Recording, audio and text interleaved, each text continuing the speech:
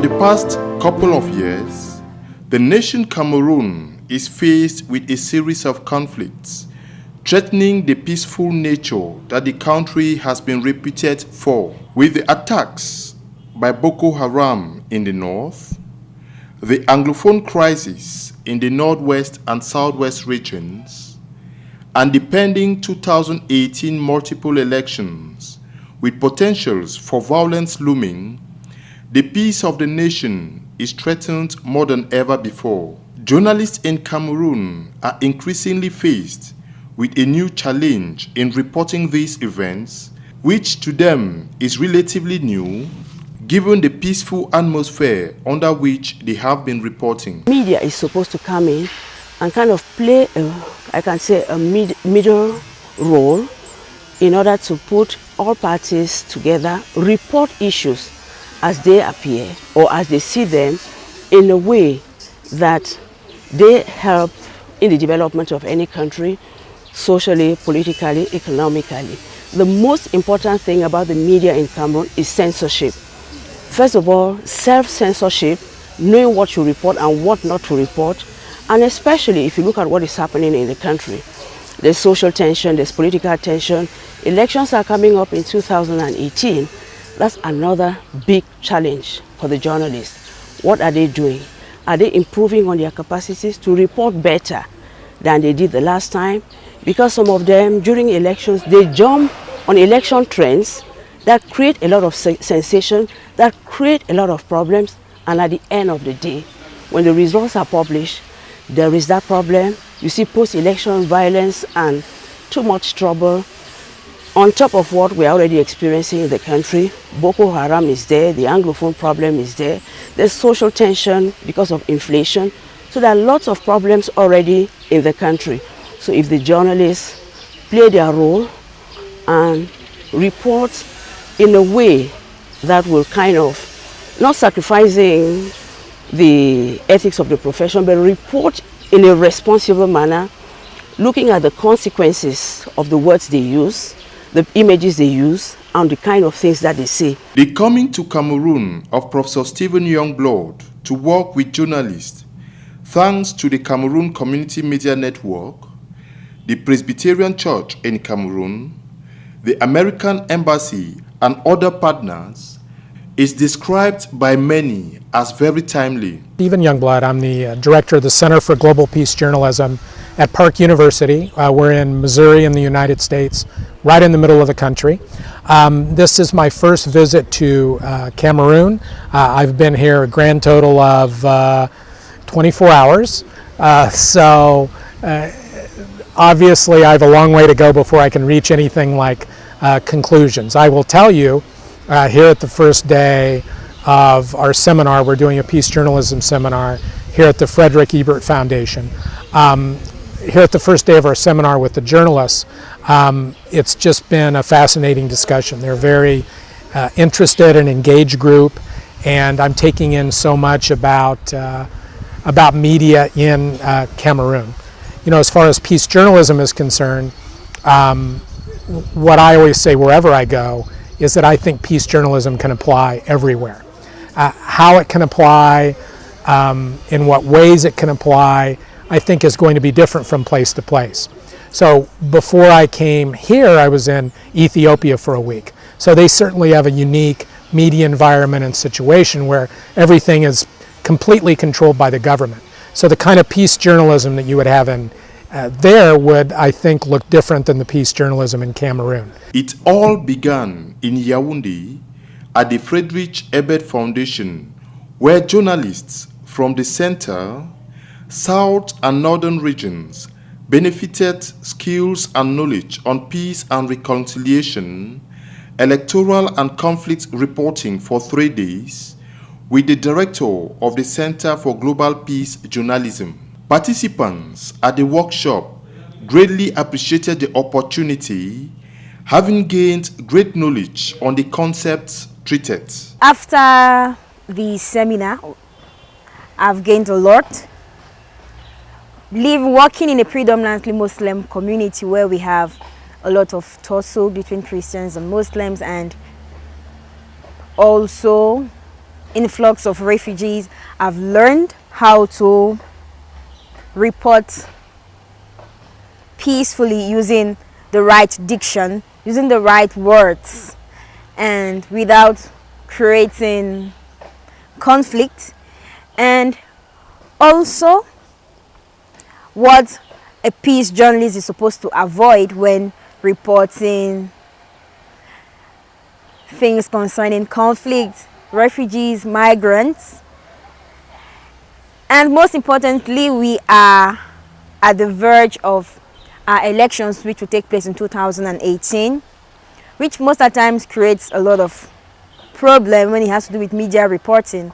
So I've learned what it takes to do political reports without taking sides. J'ai appris qu'à partir d'aujourd'hui, je saurais comment aller intervenir en cas de conflit.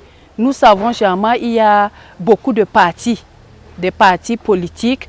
Il faut savoir qui élire.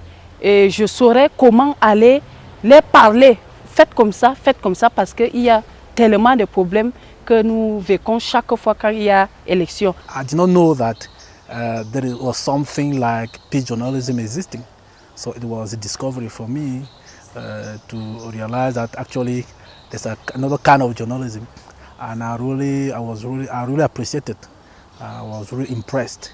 I've learned a lot of things, how to cover events without putting petrol on fire, particularly for our country. We are waiting for many elections next year, 2018, and I think what I've learned here will help me to contribute to peace during the election. Nous ne sommes pas juste des journalistes, mais nous serons à partir d'aujourd'hui des journalistes de paix. Ça veut dire que nous allons faire la culture de la paix. Il faut que, à travers la transmission de toutes nos informations, que ce soit des informations de paix. Donc, pendant toute cette période, pendant les 3 jours d'atelier, j'ai beaucoup plus apprécié les expressions qu'il ne faut pas utiliser pour éviter de toucher, par exemple, la population, qui peut exciter, qui peut radicaliser les personnes. Comme par exemple, le présentateur a parlé, par exemple, des terroristes de l'islam, des musulmans terroristes. In Bamenda, the regional capital of the Northwest region, Professor Stephen Youngblood held in-house trainings with journalists of Bamenda-based CBS Radio and Foundation Radio, during which issues of peace-related and responsible reporting on elections and conflicts were discussed. I think the idea was that peace journalism has, I think, some interesting principles that, in my experience, are widely applicable in a number of situations, including electoral reporting. So what I'm here talking about is laying out some ideas and asking the journalists here if and how they think that these principles might apply here in Bamenda. He would later hold a training workshop with journalists from local media organs of the northwest and western region of the country, including civil society organizations, at the Presbyterian Church Center, Tamulung, Bamenda. The lessons were deep and very enriching, as testified by participants. I attended the workshop, and then I suppose that the workshop was very rich in terms of lessons concerning media in the context of conflict, in the context of electoral issues, in the context of crisis even.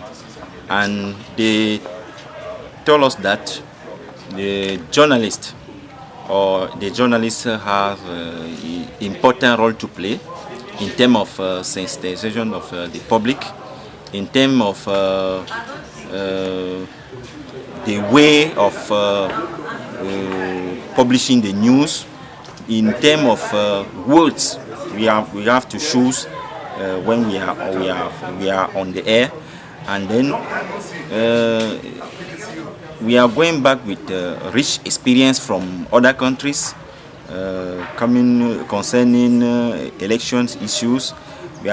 We have guidelines concerning the way we are going to work within our media. So I think that the workshop was appropriate for us because we are used to producing programs. Grâce à DBS, prendre part à cet atelier, et notre rôle dans l'atelier consiste à accompagner les mêmes radios communautaires avec lesquelles nous travaillons dans le Noun, à capter les nouvelles techniques de communication non violente sur le terrain et aussi comment amener les populations, la communauté du Noun dans ce climat préélectoral, à pouvoir collecter le maximum de données objectives, et pouvoir les transmettre telles quelles sans avoir à prendre aucun parti que ce soit. Et au final de l'atelier, nous comptons mettre en place une petite structure de communication. Would be not to use the hate language. Most of our projects center around municipal councils, and going to organize a workshop in the municipal council, especially one that is a shared council, having different political parties, is very challenging because there are some moments where you have friction between the opponents, and you as the moderator, as a facilitator, you have to be very, very careful not to take sides, but you have to use a peaceful way to make them understand your point of view or to understand the others. This is so just to ensure that next time if you have to go into the same community, you'll be welcome, and the leaders to understand that no, this person did not take sides, did not say my opinion was right or wrong. Another thing that I'm going to take away from the workshop would be about not only using the peace language with political leaders, even in the office. How do you relate with others in the office in such a way that everybody can be very productive? It's my first time of hearing issues of reporting with and avoiding hate speech.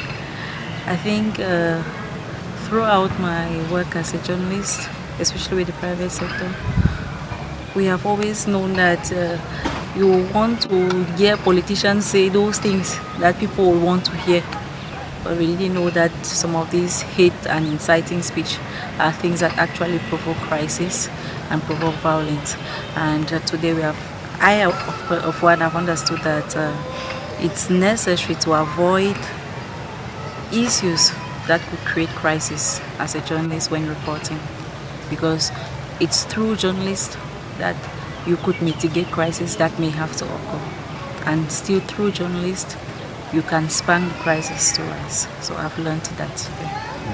The Bamenda trip also featured visits and talks with communication administrators in the Northwest region, notably the Regional Delegate of Communication for the Northwest. The Bamenda mission was crowned on a relaxed and light mood in a dinner seminar with journalists. We at CBS Boya and also at CBS Bamenda, we are deeply concerned about how the media landscape is developing and what responsibilities journalists have and what role they can play in conflict transformation, in conflict resolution, in reconciliation of society, but also in a preventive measure, not to come when it's already too late, but already think when possible events of frictions and conflict can come up. And so my message for you journalists, journalists, I'm talking about communication, which is your domain and your province. Province, you know what I'm talking about. How many of you really communicate? And from what you were saying, that there are very few journalists, where there are so many journalists. How many of you undergo what we call intrapersonal communication, especially at a time like this? As a Christian, we are going through a serious crisis. that for 8 months, children from 2 regions of the country have not been going to school, and that the courts have not had their lawyers. There's a general malaise. Shift the attention of the citizens to start arguing on that, and then the real people who want to contest, who want to go in, maybe the incumbent, could just go do his thing nicely, and the journalists are there talking about the trophies, while the real things are cooking behind. So that's for me. Trust is gone. In the Southwest region, Professor Stephen Youngblood held similar working sessions with journalists working in Meme Division. The Kumba-based journalists also benefited from the professional know-how of the peace journalism crusader in different peace and electoral reporting aspects. Critical part. Instead, peace journalism recognizes that our first responsibility is to the public. And I think that's especially important around the time of the election, because I think we have an important responsibility to inform the public about the issue, or to listen to the public about the issues involved in the election. In-house training and working sessions were also carried out in Limbe, capital city of Fako Division, with journalists working with Eden radio station, as well as those working with the Advocate newspaper. Discussions centered on responsible journalism during times of crisis and the coming elections. To do reporting about, to do issue-based reporting about the things that really matter to the people on the ground. Roads. Right. So what I would say is that, and you're right, one of the big criticisms of peace journalism is that somehow it's not objective. Somehow it's advocacy journalism. The visiting professor also used the studios of Eden Radio to explain the concepts of peace journalism for the understanding of the audience of the radio. Soon we have Ndika George for presentation. I am Dixon Njoke. I am accompanied in this studio by Solomon Tembang, who will join me to interview our guest. We have here in the studio Professor Stephen Youngblood. He came in with Alexander Voda from CBS Radio. They will be talking to us on peace journalism. They are also here with the Chief Executive Officer of Eden Media Group, who thought it wise to bring to Eden experts in peace journalism, which is a new concept that is being introduced into the media landscape in Cameroon. I will first of all begin by welcoming our guest, Professor Stephen Youngblood. You're welcome to Limbe and to Eden Radio. Thank you. It's my pleasure to be here. Mr. Alexander, you're welcome. Thank you very much for having us. Solomon Tembang, we are about to talk on peace journalism. I think you have the first question. Thank you very much, Dr. Prof. You are coming to Cameroon. What brings you here? What is this peace journalism concept all about? Well, peace journalism in a nutshell is when reporters and editors make choices that can create an atmosphere conducive to peace. So we're talking about reporting in such a way that during elections or during any times of crisis, that we're not adding fuel to the fire, that we're not taking a difficult, tense situation and making it even worse. Also present for the Limbe sessions was the Divisional Delegate of Communication for Fako Division. In Boya, journalists from all the 6 divisions that make up the Southwest region were trained in a workshop. Professor Stephen Youngblood took journalists through the notion of peace and reconciliation journalism, juxtaposing aspects of peace conflict-oriented journalism against traditional war journalism. The training discussed characteristics of peace journalism language, terrorism coverage in media, the role of radio in conflicts, with examples of the Rwandan genocide.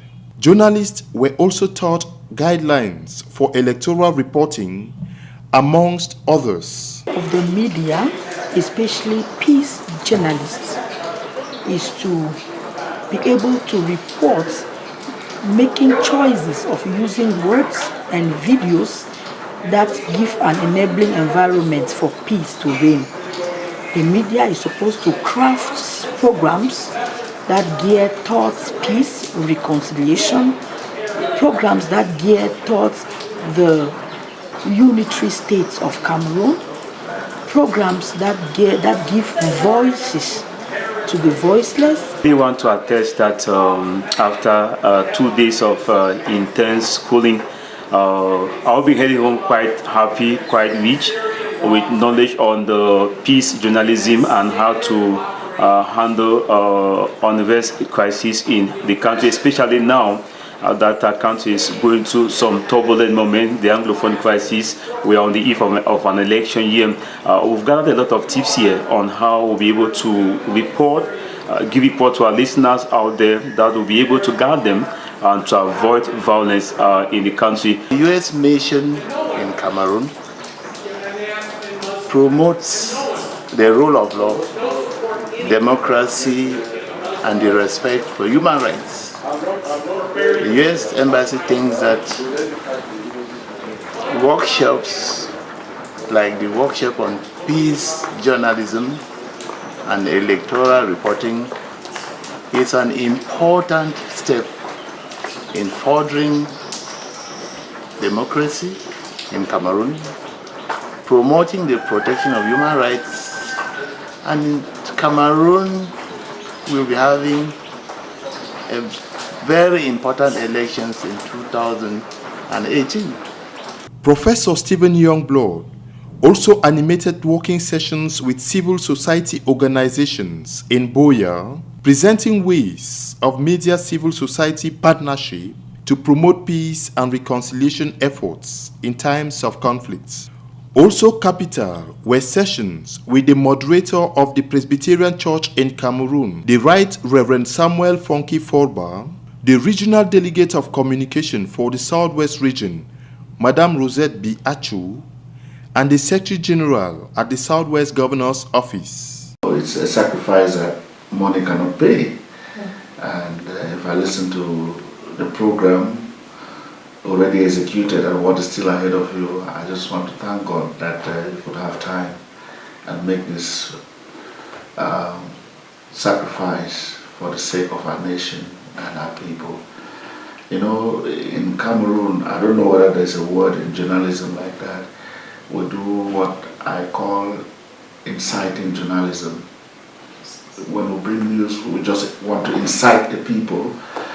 And so that kind of journalism is top in Cameroon. And it's bringing a lot of divide, especially within this present situation of the Anglophone problem. And there's a lot of inciting journalism going on, and people react emotionally to that, and it's bringing real upheavals instead of peace. So I think your coming is very timely. We're very thankful to God that you can come in at this crucial moment in the life of our history to see how you can change the mentalities of journalists, who are the people who can make and unmake society. You know, they can. Delegates for communication. That's the reason why we are here. He's accompanied by, of course, the old faces that you know, members of the CCMN. That's why we are here, delegate. You're welcome, sir. Thank you, madam. And in the name of the Minister of Communication, Issa Chiruma Bakari, you are welcome into our delegation. The Reverend called me and told me of your visit, that I should get to the governor, who is the chief executive officer of the region, to announce your visit and your subsequent visit to his office. I was there yesterday to book the audience. Unfortunately, they are in their governor's semester's meeting. So your efforts. As you said, next year they might, because we don't know. Exactly. We don't know the calendar of the elections. Exactly. But in principle, they are supposed to be 4 elections next year.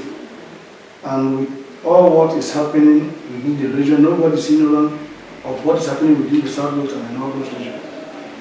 I think if you can contribute your own quota by calming the situation, by choosing your language during your meetings, to permit our offsprings, to permit our children who have almost lost one academic year, go back to school as from September, I think we shall be very, very grateful. And history will hold you in high books. As I say,